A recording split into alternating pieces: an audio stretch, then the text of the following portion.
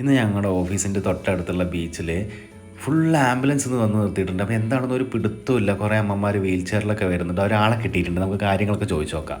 നരിക്കുനിലെ അത്താണിയിലെ അന്തേവാസികൾ അവരെ, പിന്നെ നരിക്കുനി പഞ്ചായത്തിലെ സമീപ പ്രദേശങ്ങളിലെ പിന്നെ വീൽ ചെയറിലുള്ള രോഗികൾ, ഡയാലിസിസ് രോഗികൾ, പിന്നെ ക്യാൻസർ രോഗികൾ, അങ്ങനെ പിന്നെ ആരും ഇല്ലാത്ത രോഗികളൊക്കെ ഇല്ലേ, അവരെ ഒന്നിച്ച് സൊസൈറ്റി ഒന്നിച്ച് ഇവിടെ കടലോരം കടൽ കാണാൻ വേണ്ടി. ഷൈജ. ഞാൻ നരിക്കുനി ഹോസ്പിറ്റലിലെ പാലിയേറ്റീവ് നേഴ്സാണ്. ആണല്ലേ? Okay ma'am, thank you so much.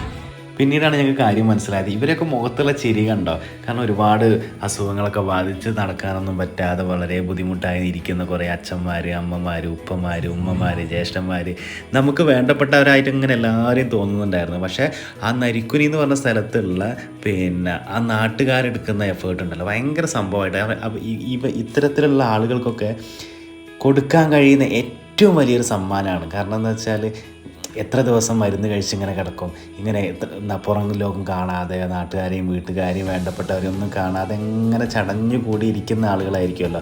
അപ്പോൾ ഇത്തരത്തിലുള്ള പ്രവണതയൊക്കെ കാണുമ്പോൾ ഒരുപാട് സന്തോഷം തോന്നി ഞങ്ങൾക്ക് എല്ലാവർക്കും. കാരണം ഇതുപോലത്തെ ഒരു കാര്യങ്ങളൊക്കെയാണ് കൂടുതലായിട്ടും നമ്മുടെ സമൂഹത്തിൽ കൊണ്ടുവരേണ്ടത് എന്നുള്ളത് എനിക്ക് ഒരുപാട് സന്തോഷം തോന്നി.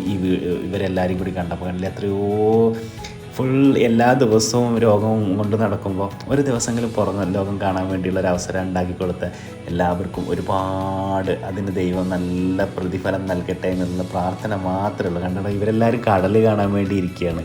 എല്ലാവരും കുറേ വയസ്സായ പാവങ്ങൾ കണ്ടില്ലേ. അപ്പോൾ പുതിയൊരു വീഡിയോ ആയിട്ട് അടുത്ത ദിവസം കാണുന്നതായിരിക്കും. ബൈ.